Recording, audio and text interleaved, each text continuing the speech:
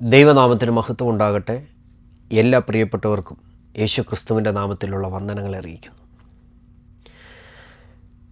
ദൈവവചന ശുശ്രൂഷയെക്കുറിച്ച്, ദൈവവചനം പ്രസംഗിക്കുന്നതിനെക്കുറിച്ച് വിശുദ്ധ തിരുവചനത്തിൽ വളരെ പ്രാധാന്യത കൊടുത്തിരിക്കുന്ന ഒരു കാര്യമാണ്. ദൈവവചനം അത് പ്രസംഗിക്കപ്പെടുമ്പോഴാണ് വ്യക്തികളിൽ വിശ്വാസമുണ്ടാകുന്നത്. വിശ്വാസം കേൾവിയാലും, കേൾവി ക്രിസ്തുവിൻ്റെ വചനത്താലും വരുന്നുവെന്ന് നാം മനസ്സിലാക്കുന്നു. അനേക ദൈവവചന പ്രസംഗങ്ങൾ നമ്മൾ ദിനം പ്രതി കേൾക്കുന്നുണ്ട്. അത് കേൾക്കുവാൻ താല്പര്യമുള്ളവരാണ് ഈ ഒരു മെസ്സേജും കേൾക്കുന്നത്. പ്രിയപ്പെട്ടവരെ, നാം കേൾക്കുന്നതായ ദൈവവചന സന്ദേശം, ദൈവവചന ശുശ്രൂഷ, അത് നമ്മുടെ ജീവിതത്തിൽ വലിയ മാറ്റങ്ങൾ ഉണ്ടാക്കും. ദൈവവചന ശുശ്രൂഷയുടെ ശക്തി എന്താണ്? ദൈവവചനം പ്രസംഗിക്കപ്പെടുന്നത് ശ്രദ്ധിക്കുന്നതിൻ്റെ ഗുണങ്ങൾ എന്താണ്? ഒരു മനുഷ്യനിൽ എന്തെല്ലാം വ്യത്യാസങ്ങളാണ്, ഒരു വ്യക്തിയുടെ ജീവിതത്തിൽ എന്തെല്ലാം പ്രവൃത്തികളാണ് ദൈവവചന കേൾക്കുന്നതിലൂടെ, ദൈവവചന ശുശ്രൂഷയിൽ അറ്റൻഡ് ചെയ്യുന്നതിലൂടെ സംഭവിക്കുന്നത്? ദൈവവചനത്തിലൂടെ തന്നെ, ബൈബിളിലൂടെ തന്നെ നമ്മളൊന്ന് കടന്നു പോകുമ്പോൾ അതിൻ്റെ ഇമ്പോർട്ടൻസ് എന്തുമാത്രമാണെന്ന് നമുക്ക് തിരിച്ചറിയാൻ കഴിയും. വളരെയധികം പ്രാധാന്യത പുതിയ നിയമത്തിൽ കൊടുത്തിരിക്കുന്ന ഒരു ശുശ്രൂഷയാണ് വചന ശുശ്രൂഷ.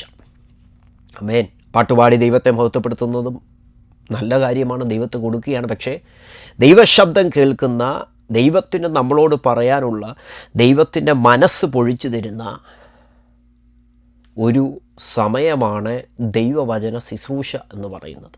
അവിടെ വിടുതലുകൾ നടക്കും, അത്ഭുതങ്ങൾ നടക്കും, വ്യക്തികൾക്ക് രൂപാന്തരമുണ്ടാകും. നിങ്ങളോട് ആരെങ്കിലും ചോദിക്കുകയാണ്, എന്താണ് ദൈവവചനം? പറയുന്നത്, പ്രസംഗിക്കുന്നത്, കേൾക്കുന്നത് ദൈവവചനമാണല്ലോ.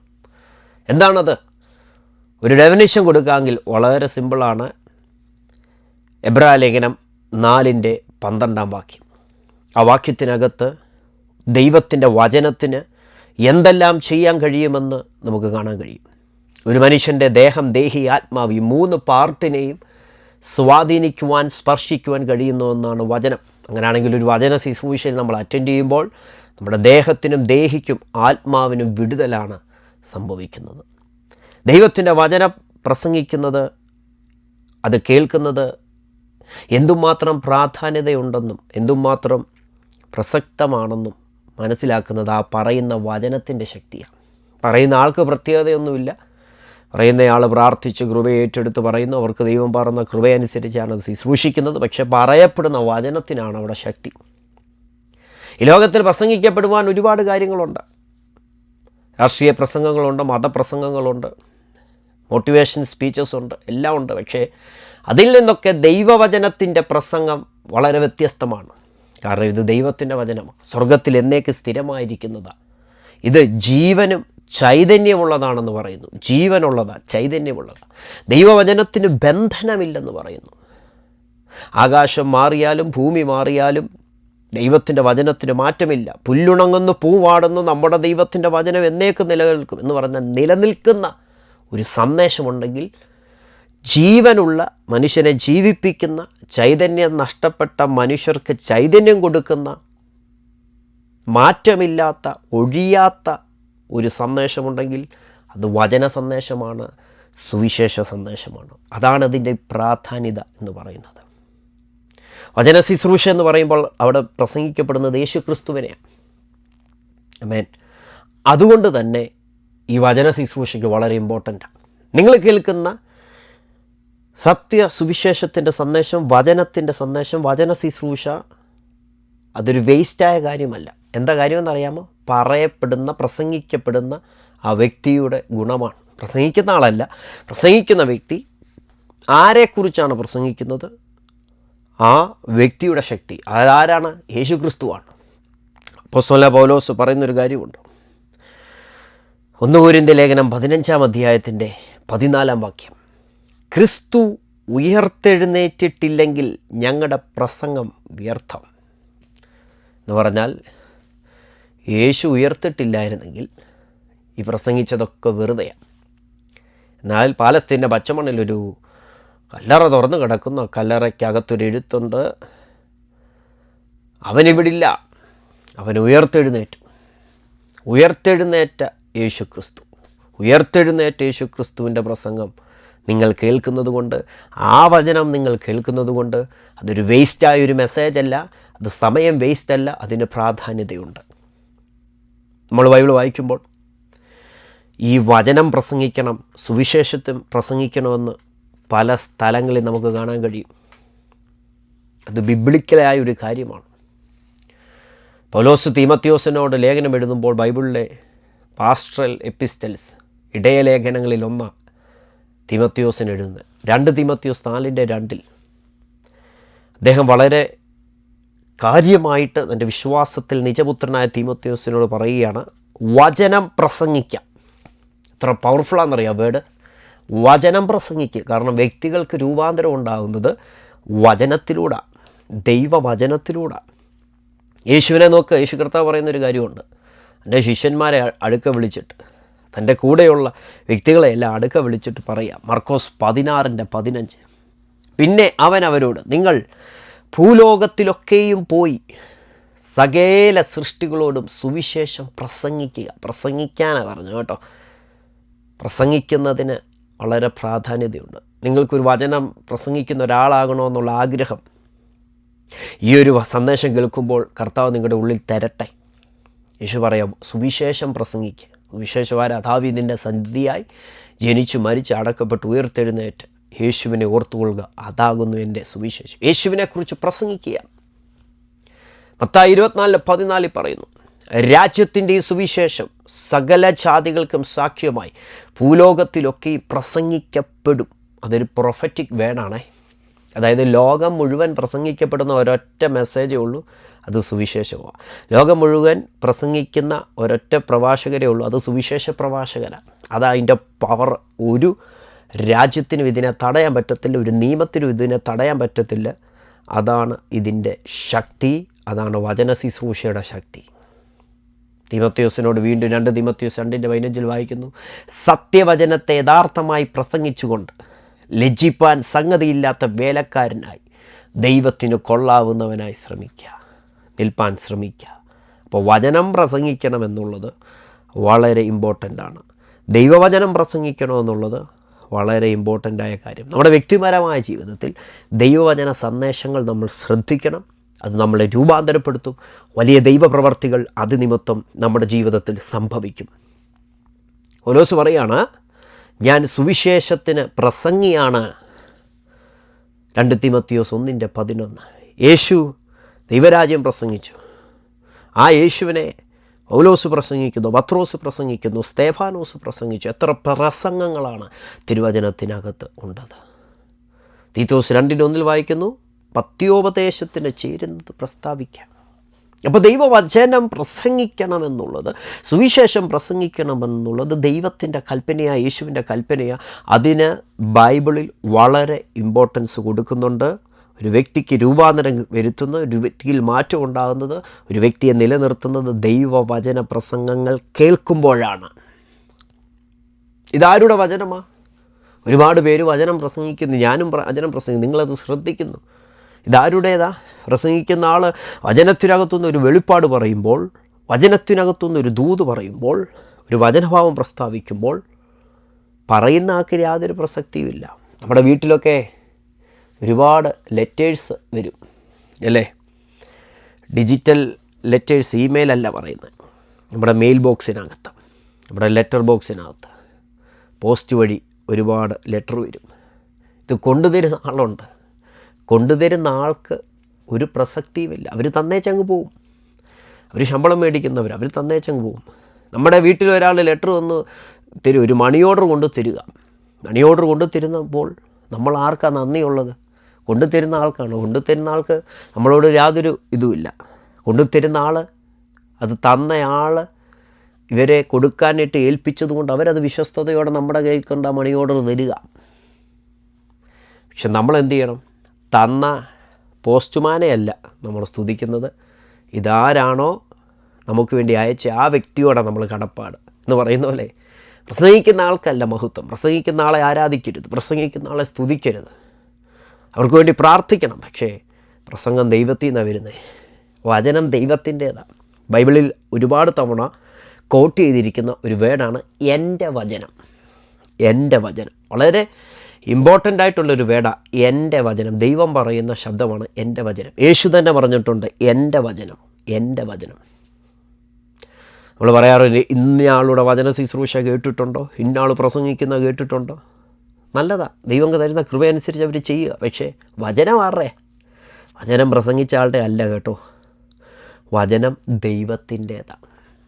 യെശയ്യാവ് 55:1 എൻ്റെ വായിൽ നിന്ന് പുറപ്പെടുന്ന എൻ്റെ വചനം ആയിരിക്കും. അത് വെറുതെ എൻ്റെ അടുക്കിലേക്ക് മടങ്ങി വരാതെ എനിക്ക് ഇഷ്ടമുള്ളത് നിവർത്തിക്കുക, ഞാൻ അയച്ച കാര്യം സാധിപ്പിക്കും.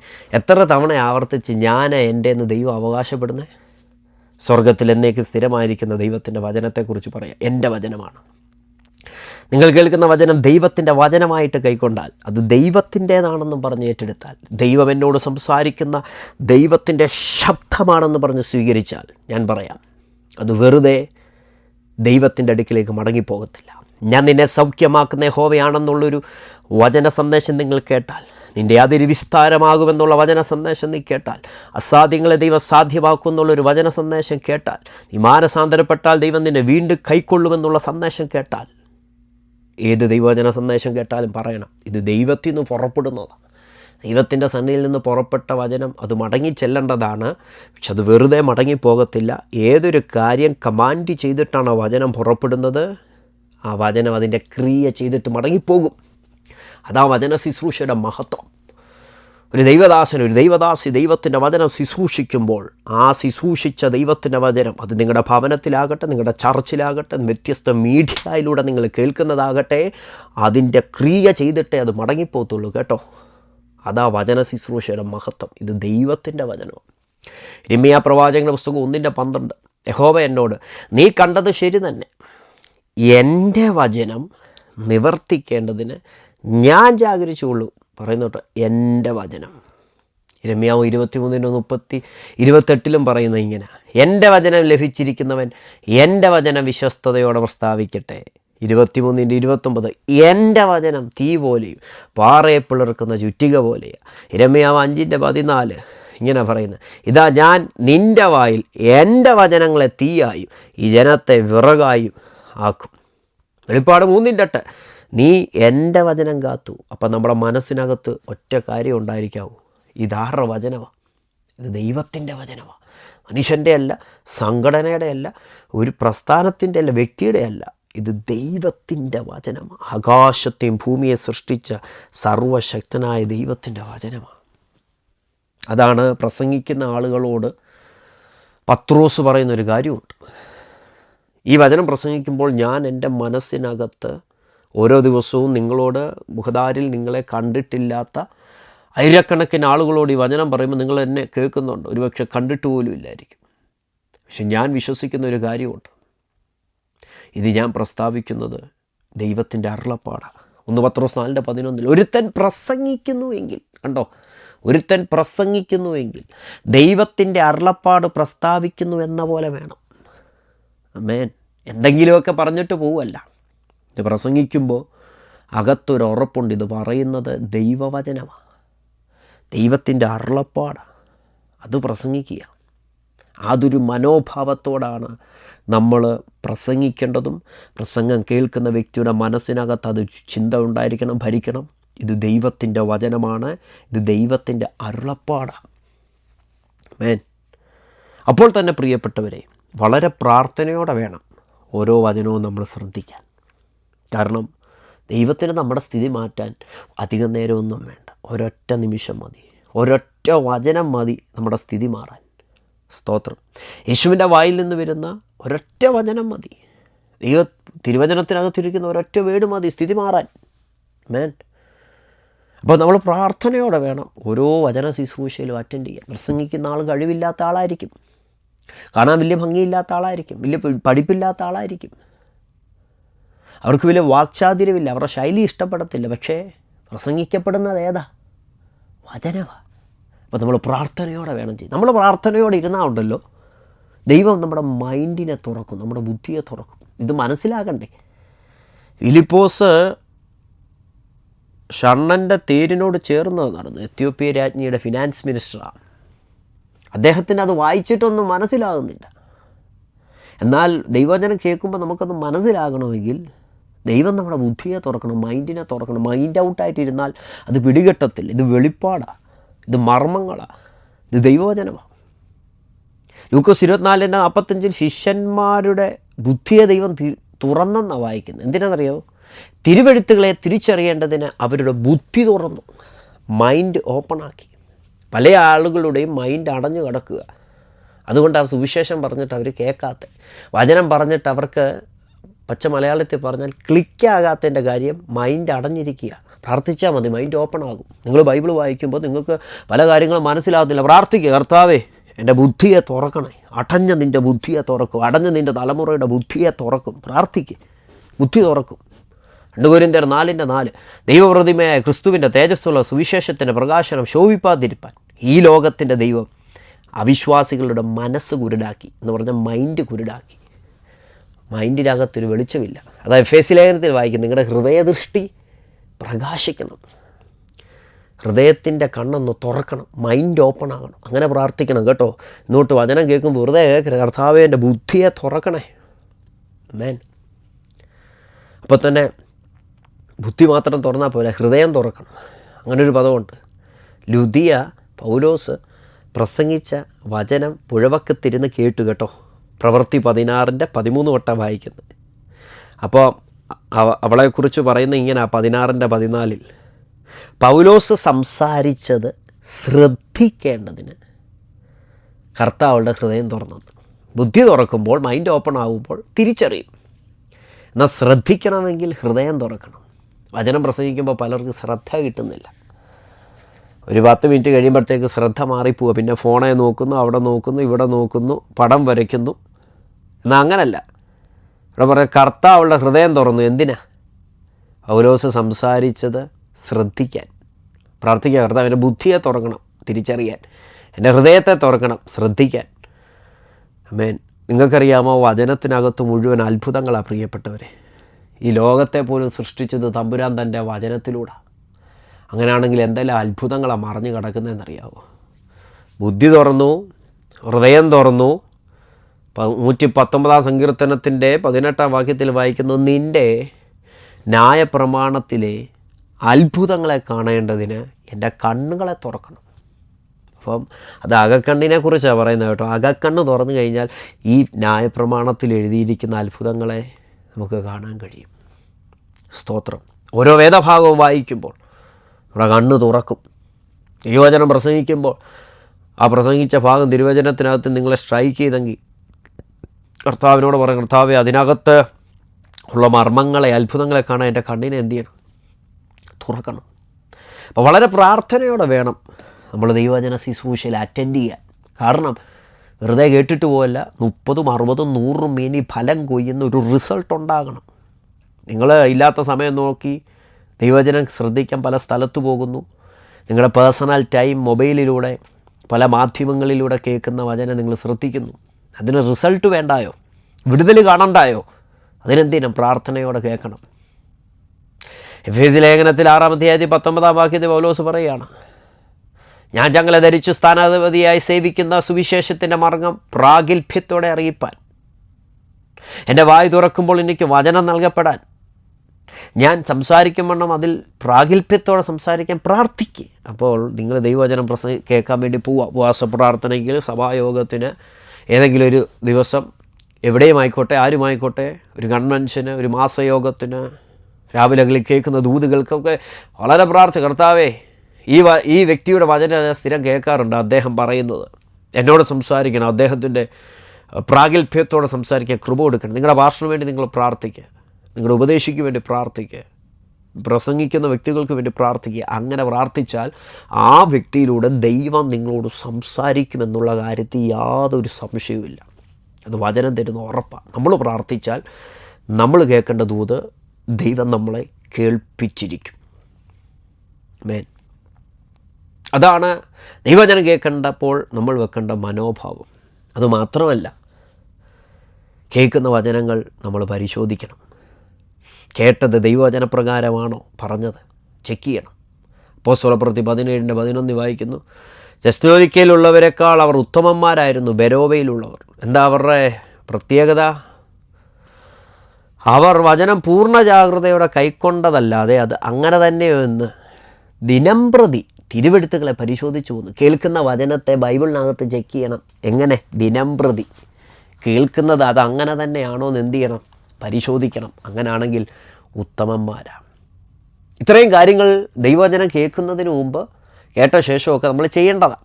ഇനി എന്തെല്ലാം ദൈവപ്രവൃത്തികളാണ് വചന ശുശ്രൂഷയ്ക്കകത്ത് നടക്കുന്നത്? ദൈവത്തിൻ്റെ വചനമാണെന്നുള്ള താല്പര്യത്തോടെ, മനോഭാവത്തോടെ, പ്രാർത്ഥനയോടെ ഈ ദൈവവചനത്തെ നമ്മൾ സ്വീകരിച്ചാൽ, വിശ്വസിച്ചാൽ, ആ വിശ്വസിച്ച ദൈവവചനം നമ്മളിൽ പ്രവർത്തിക്കും, വർക്ക് ചെയ്യും, വ്യാപരിക്കും. വിശ്വസിക്കാൻ കഴിയുന്നുണ്ടോ? വ്യാപരിക്കും. കാരണം ഇത് ജീവനുള്ളതാണ്. ഒന്നിനും തടയാൻ കഴിയാത്തതാണ് വചനം. അതിവേഗത്തിൽ സഞ്ചരിക്കുന്നതാണ്, ശൂന്യതയിൽ സഞ്ചരിക്കുന്നതാണ്. ഇല്ലാത്തതിനെ, പാഴായതിനെ, സൃഷ്ടിക്ക് യോഗ്യമായതിനെ തീർത്തത് വചനമാണ്. Praise the Lord. അങ്ങനെയാണെങ്കിൽ 1 തെസ്സലോനിക്കർ 2:13 വായിക്കുന്നു. ഒന്നാമത്തെ പ്രത്യേകത ഇങ്ങനെ വായിക്കുന്നത്, ഞങ്ങൾ പ്രസംഗിച്ച വചനം നിങ്ങൾ കേട്ടു, മനുഷ്യൻ്റെ വചനമായിട്ടല്ല, സാക്ഷാലാകുന്നത് പോലെ ദൈവവചനമായിട്ട് തന്നെ കൈക്കൊണ്ടതിനാൽ ഞങ്ങൾ ദൈവത്തെ ഇടവിടാതെ സ്തുതിക്കുന്നു. അടുത്തത്, വിശ്വസിക്കുന്ന നിങ്ങളിൽ അത് വ്യാപരിച്ചു കൊണ്ടിരിക്കുന്നു. മനസ്സിലായോ? ദൈവവചനമായിട്ട് കേട്ട് അതിനെ സ്വീകരിച്ച് അതിനെ കൈക്കൊണ്ടാൽ, അതിനെ വിശ്വസിച്ചാൽ അത് വ്യാപരിക്കാൻ തുടങ്ങും. നീ ഇരിക്കുന്നത് എത്ര പരിതാപകരമായ സിറ്റുവേഷനിലാണെങ്കിലും ഇരിക്കുന്ന സ്ഥലത്ത് വചനത്തെ വിശ്വസിച്ചാൽ നീ ഇരിക്കുന്ന അതിരിനെ ദൈവം വിശാലമാക്കും, നിൻ്റെ സ്ഥിതിയെ ദൈവം മാറ്റും. അവ വചനം നിനക്ക് വേണ്ടി വർക്ക് ചെയ്യും. നിനക്ക് വർക്ക് ചെയ്യാൻ കഴിയില്ല, നിനക്ക് പ്രവർത്തിക്കാൻ ശക്തിയില്ല, പക്ഷെ നിനക്ക് പ്രവർത്തിക്കാൻ കഴിയാത്തടത്ത് വചനം കടന്നു ചെല്ലും, അതിവേഗത്തിൽ കടന്നു ചെല്ലും. ദൈവം നിവർത്തിക്കാനുള്ളതിനെ നിവർത്തിക്കും. സ്തോത്രം. നന്മ സുവിശേഷിക്കുന്നവർ കാൽ എത്ര മനോഹരമാണ്. അപ്പോൾ ഒന്ന്, ഈ വചനം ശുശ്രൂഷ അറ്റൻഡ് ചെയ്യുന്ന, ദൈവവചന ശുശ്രൂഷയ്ക്ക് പങ്കെടുക്കുന്ന, വചന ശുശ്രൂഷ നടക്കുമ്പോൾ ആ വചനത്തെ സ്വീകരിക്കുന്നവർക്ക് എന്താണ്? ആ വചനം അവർക്ക് വേണ്ടി പ്രവർത്തിക്കും. 2, 1 തീമോഥെയോസ് 4:16 പൗലോസ് തീമോഥെയോസിനോട് ഉപദേശം പറയും. അതിനകത്തുണ്ട് വചന പ്രസംഗത്തിൻ്റെ പ്രത്യേകത. നിന്നെ തന്നെ ഉപദേശത്തെ സൂക്ഷിച്ചു കൊള്ളുക, അതിൽ തന്നെ ഉറച്ചു നിൽക്കുക. അങ്ങനെ ചെയ്താൽ നീ നിന്നെയും നിൻ്റെ പ്രസംഗം കേൾക്കുന്നവരെയും രക്ഷിക്കും. മനുഷ്യന് രക്ഷ നൽകുന്ന ഒരു മെസ്സേജ്, അത് വചന ശുശ്രൂഷയാണ്, അത് സുവിശേഷ സന്ദേശമാണ്. ആമേൻ. അതാ പത്രോസ് പറഞ്ഞു, മറ്റൊരുത്തനിലും രക്ഷയില്ല. നാം രക്ഷിക്കപ്പെടുവാൻ ആകാശത്തിൻ്റെ കീഴിൽ മനുഷ്യരെ നൽകപ്പെട്ട വേറൊരു നാമവുമില്ല. 3000 പേരാണ് പത്രോസിൻ്റെ ആദ്യത്തെ പ്രസംഗത്തിൽ രക്ഷിക്കപ്പെട്ടത്. അപ്പം മനുഷ്യരെ രക്ഷിക്കാൻ പ്രാപ്തിയുള്ള ഒരൊറ്റ പ്രസംഗമേ ഉള്ളൂ, അത് സുവിശേഷ പ്രസംഗമാണ്, അത് വചന ശുശ്രൂഷയാണ്, ദൈവവചന ശുശ്രൂഷയാണ്. അപ്പോസ്തലപ്രവൃത്തികളുടെ പുസ്തകം 16-ാം അധ്യായത്തിൽ പൗലോസും ശീലാസും കാരാഗ്രഹത്തിൽ അകപ്പെട്ട രംഗമൊക്കെ നമുക്കറിയാമല്ലോ. അവിടെ ആ കാരാഗ്രഹ പ്രമാണിയോട് എന്ത് ചെയ്തെന്നറിയാമോ? വചനം പ്രസംഗിച്ചു. പ്രമാണിയോട് മാത്രമല്ല, അദ്ദേഹത്തിൻ്റെ വീട്ടിലുള്ള സകല വ്യക്തികളോടും പൗലോസ് വചനം പ്രസംഗിച്ചു. ഇങ്ങനെ പറയുന്നത് അപ്പോസ്തലപ്രവൃത്തി 16:32 പ്രസംഗിക്കുന്ന കാര്യത്തെക്കുറിച്ചാണ് പറഞ്ഞത്. ഇങ്ങനെ പറയുന്നത്, പിന്നെ അവർ കർത്താവിൻ്റെ വചനം അവനോടും അവൻ്റെ വീട്ടിലുള്ള എല്ലാവരോടും പ്രസംഗിച്ചു. അവൻ രാത്രിയിൽ ആ നാഴികയിൽ തന്നെ അവരെ കൂട്ടിക്കൊണ്ടുപോയി അവരുടെ മുറിവുകളെ കഴുകി താനും തനിക്കുള്ളവരിൽ എല്ലാം താമസിയാതെ സ്നാനമേറ്റു. പിന്നെ അവരെ വീട്ടിൽ കൈക്കൊണ്ട് അവർക്ക് ഭക്ഷണം കൊടുത്ത് ദൈവത്തിൽ വിശ്വസിച്ചതിൽ വീടടക്കം ആനന്ദിച്ചു. കാരാഗ്രഹത്തിനകത്ത് അകപ്പെട്ട പൗലോസും ശീലാസും ദൈവവചനം പ്രസംഗിച്ചപ്പോൾ ആ കാരാഗ്രഹ പ്രമാണി രക്ഷിക്കപ്പെട്ട് സ്നാനപ്പെട്ട് ആ വീടിന്, ആ വീട്ടുകാർക്ക് മുഴുവൻ സന്തോഷമുണ്ടായെന്ന്. അപ്പോൾ ദൈവവചനം പ്രസംഗിക്കുമ്പോൾ എന്തു ചെയ്യും? രക്ഷിക്കപ്പെടും ആളുകൾ. അതാണ് വചന ശുശ്രൂഷയുടെ ശക്തി. മറ്റൊന്ന്, മാനസാന്തരപ്പെടും. പത്രോസ് പ്രസംഗിച്ച ആദ്യത്തെ പ്രസംഗം പ്രവർത്തികളുടെ പുസ്തകം 2-ാം അധ്യായത്തിൻ്റെ 37-ാം വാക്യത്തിനകത്തുണ്ടല്ലോ. അവിടെ എന്താ സംഭവിച്ചത്? അവിടെ കേട്ട ആൾക്കാരുടെ എല്ലാം ഹൃദയത്തിനകത്ത് കുത്തുകൊണ്ടു. അവർക്ക് അവരുടെ പാപത്തെക്കുറിച്ചുള്ള ബോധമുണ്ടായി. അപ്പോൾ വചന ശുശ്രൂഷ നടക്കുമ്പോൾ ഹൃദയത്തിനകത്ത് എന്തുണ്ടാവും? കുത്തുകൊള്ളും. അത് നമ്മെ മാനസാന്തരത്തിലേക്ക് നയിക്കും. നമ്മുടെ പാപങ്ങളെ ദൈവവചനത്തിലൂടെ ദൈവം നമ്മെ അറിയിക്കും. തെറ്റിനെ തെറ്റാണെന്ന് പറയും. മാനസാന്തരപ്പെടേണ്ട അനുഭവങ്ങളെ മാനസാന്തരത്തിലേക്ക് നയിക്കും. ഒരു ശുദ്ധീകരണത്തിലേക്ക് വചന ശുശ്രൂഷ നമ്മളെ കൊണ്ടുപോകും. ഒറ്റവാക്കി പറഞ്ഞാൽ നിത്യരാജ്യത്തിനു വേണ്ടി, ദൈവരാജ്യത്തിനു വേണ്ടി, യേശുക്രിസ്തുവിന് വേണ്ടി നമ്മളെ ഒരുക്കുന്നതാണ് ഓരോ വചന ശുശ്രൂഷയും. യോഹന്നാൻ 15:3 വായിക്കുന്നു, ഞാൻ നിങ്ങളോട് സംസാരിച്ച വചനം നിമിത്തം നിങ്ങളിപ്പോൾ ശുദ്ധിയുള്ളവരായിരിക്കുന്നു. പ്രാർത്ഥനയാലും വചനത്താലും ശുദ്ധീകരിക്കപ്പെടും. ആമേൻ. 1 തെസ്സലോനിക്കർ 4:7-8 വാക്യങ്ങൾ അശുദ്ധിയെക്കുറിച്ചുള്ള സന്ദേശമല്ല, വിശുദ്ധീകരണത്തെക്കുറിച്ചുള്ള സന്ദേശമാണ്. അശുദ്ധിയിൽ നിന്ന് വിശുദ്ധീകരണത്തിലേക്ക് നമ്മളെ നയിക്കുന്നതാണ്. അശുദ്ധിയെക്കുറിച്ച് ദൈവത്തിൻ്റെ വചനം കേൾക്കുമ്പോൾ പരിശുദ്ധാത്മാവ് നമ്മളെ ബോധ്യപ്പെടുത്തും. വിശുദ്ധിയെക്കുറിച്ചുള്ള ദൂത് നാം കേൾക്കുമ്പോൾ നമുക്ക് മാനസാന്തരം ഉണ്ടാവും. അപ്പോൾ ഇങ്ങനെയുള്ള സന്ദേശങ്ങൾ കേൾക്കുമ്പോൾ റിപ്പൻറ്റൻസിലേക്ക്, ശുദ്ധീകരണത്തിലേക്ക്, മാനസാന്തരത്തിലേക്ക് നമ്മെ നയിക്കുന്ന സന്ദേശത്തിൻ്റെ ഉത്തരവാദി ആരാ? പരിശുദ്ധാത്മാവ്. കാരണം ഇത് വിശുദ്ധിയുടെ ആത്മാവാണ്. എന്താ അങ്ങനെ പറയാൻ കാര്യമെന്നറിയാമോ? 1 തെസ്സലോനിക്കർ 4:7-8 വാക്യങ്ങൾ വായിക്കുന്നു, ദൈവം നമ്മെ അശുദ്ധിക്കല്ല വിശുദ്ധീകരണത്തിനത്രേ വിളിച്ചത് എന്ന് പറഞ്ഞാൽ വിശുദ്ധീകരണത്തെക്കുറിച്ചുള്ള, വിശുദ്ധിയെക്കുറിച്ചുള്ള, വിശുദ്ധ ജീവിതത്തെക്കുറിച്ചുള്ള, വേർപാടിനെക്കുറിച്ചുള്ള, മാനസാന്തരത്തെക്കുറിച്ചുള്ള ദൈവവചന സന്ദേശം കേൾക്കുമ്പോൾ ആരെങ്കിലും അതിനെ തുച്ഛീകരിച്ചാൽ, 8-ാം വാക്യം, ആകയാൽ തുച്ഛീകരിക്കുന്നവൻ മനുഷ്യനെ അല്ല എന്ന് പറഞ്ഞാൽ പ്രസംഗിക്കാൻ ഒരാൾ വേണമല്ലോ. ആ വ്യക്തി മാനസാന്തരത്തെക്കുറിച്ച് പ്രസംഗിക്കുക. നീ ചെയ്തത് ശരിയല്ല, നീ കാണുന്നത് ശരിയല്ല, നിൻ്റെ ജീവിതത്തിനകത്ത് ക്രമപ്പെടുത്തേണ്ട കാര്യങ്ങളുണ്ട്, അതിനെ ക്രമപ്പെടുത്തി മാനസാന്തരപ്പെട്ട് മടങ്ങി വരാൻ പറയുമ്പോൾ അതിനെ തിരസ്കരിച്ചാൽ, നിരാകരിച്ചാൽ, അതാരെയാണ് നിരാകരിക്കുന്ന? മനുഷ്യനെ അല്ല.